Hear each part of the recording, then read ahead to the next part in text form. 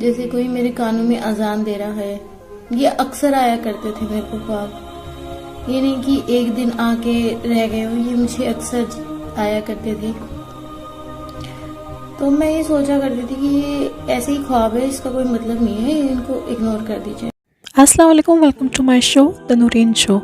आज की वीडियो में हम आपको एक बहन की रिवर्ट स्टोरी दिखाएंगे कि कैसे पहले वो क्रिश्चियन फैमिली से बिलोंग करती थी और अब उन्होंने अल्हम्दुलिल्लाह इस्लाम को कबूल कर लिया है।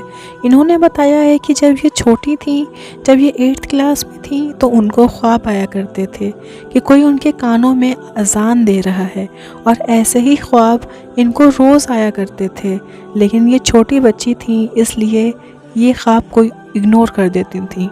लेकिन कैसे इन्होंने अपनी ज़िंदगी में इस्लाम को शामिल किया, कैसे ये दीन का दामन पकड़ के नेकी के रास्ते पे चलने लगी, सारा कुछ इस वीडियो में है। वीडियो को आखिर तक ज़रूर देखिएगा। मेरा नाम आयुषी था। अल्हम्दुलिल्लाह मेरा नाम आयशा है और मेरा ताल्लुक़ ईसाई फैमिली से था, क्रिश्चियन फैमिली से था और मेरे घर पे सिर्फ मैंने ही इस्लाम कबूल किया है और किसी ने नहीं करा। मैं 8th क्लास में थी तो मुझे जो है ख्वाब आया करते थे, जैसे कोई मेरे कानों में अजान दे रहा है। ये अक्सर आया करते थे मेरे को ख्वाब। ये नहीं कि एक दिन आके रह गए हो, ये मुझे अक्सर आया करते थे। तो मैं ये सोचा करती थी कि ये ऐसे ही ख्वाब है, इसका कोई मतलब नहीं है, इनको इग्नोर कर दीजिए। तो एक ही ख्वाब बार बार आना ये इत्तेफाक भी नहीं हो सकता। तो मैं सोचती थी कि ये क्यों आ रहे हैं, क्या मसला है, क्यों। तो मैं जब चर्च में जाया करती थी कभी संडे को, वैसे तो मैं बहुत कम जाती थी, लेकिन जब भी मैं जाया करती थी तो मुझे, जो कैथोलिक होगा उसको ये पता होगा कि चर्च में संडे को मास होता है, मीसा जिसे कहा जाता है। तो वहाँ पे कभी कोई फ्रूट्स लेके आता है चढ़ाने के लिए, कभी कोई कुछ लेके आता है।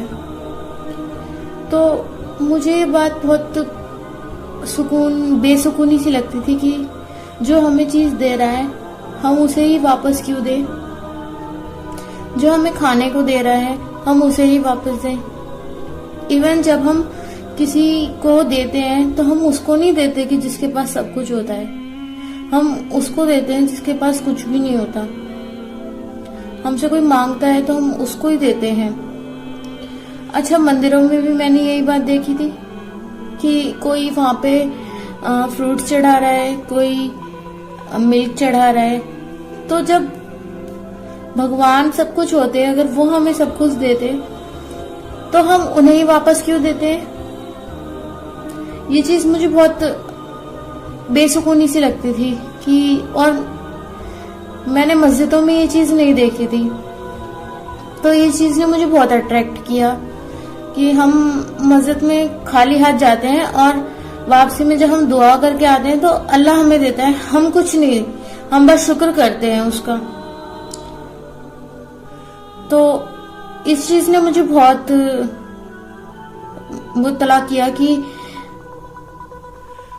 इस्लाम की तरफ। और 8th क्लास में मैंने पहली बार रोजे रखे थे। मुझे ये पता था कि मुस्लिम लोग पानी भी नहीं पीते। ना मुझे नमाज पढ़नी आती थी, ना मुझे कुरान पढ़नी आती थी। मैंने जब फर्स्ट टाइम रोजे रखे, थोड़ी सी तकलीफ हुई कि ये कैसे हो गया, मैंने कभी इस तरह के रोजे नहीं रखे थे। लेकिन सब्र के साथ अल्लाह है, मुझे इस बात का पता नहीं था। बस जब मैंने रोजे रखे मुझे एक सुकून सा महसूस हुआ। जब मैं इफ्तारी क्या करती थी, चुपके से मैंने इफ्तारी करना शुरू किया, रोजे रखने चालू करे और मैं इसी हालत में स्कूल जाया करती थी और रोजों की हालत में ही मैं स्कूल जाया करती थी। और फिर मैंने अपने वालिद साहब से बोला कि आप मुझे कुरान शरीफ ला दीजिए, मुझे ऐसे ऐसे ख्वाब आते हैं। तो उन्होंने कुछ नहीं कहा मुझसे और वो मुझे कुरान शरीफ उन्होंने ला के दे दिया। जब मैंने पढ़ना स्टार्ट किया वो तर्जुमे वाला कुरान शरीफ था। तो मुझे नमाज पढ़नी तो आती नहीं थी, बस मैं तर्जमे वाला कुरान पढ़ के और ऐसे ही अल्लाह से हाथ उठा देती थी। मुझे ये पता था कि जो मुस्लिम लोग होते हैं वो काबे की तरफ बैठते हैं, तो मैं काबे की तरफ बैठ के कुरान पढ़ा करती थी और मैं हाथ उठा दिया करती थी। जब उनको लगा, मेरे पापा को लगा कि ये अब नहीं हटेगी, तो उन्होंने थोड़ी सख्ती करना शुरू करा मेरे ऊपर। मैं तब भी नहीं हटी। अल्लाह का शुक्र है मैं वहीं पे ही रही कि नहीं, मेरे को अब मैंने सच्चे रहा यही है, तो मैं अब कभी नहीं हटूंगी। और मेरे दिमाग में ये भी था, एक चीज और थी, अगर लोग सूरज की पूजा करते हैं या चांद की पूजा करते हैं, और अगर वो ही सब कुछ होता, चांद में अपना कंट्रोल होता तो वो सूरज को नहीं निकलने देता, और सूरज में अपना कंट्रोल होता तो वो चांद को नहीं निकलने देता। तो ये चीजें थी जो मुझे मुब्तला किया करती थी, इस्लाम की तरफ खींचा करती थी। और अल्हम्दुलिल्लाह आज मुझे नमाज पढ़नी भी आ गई है और मैं पढ़ा करती हूँ।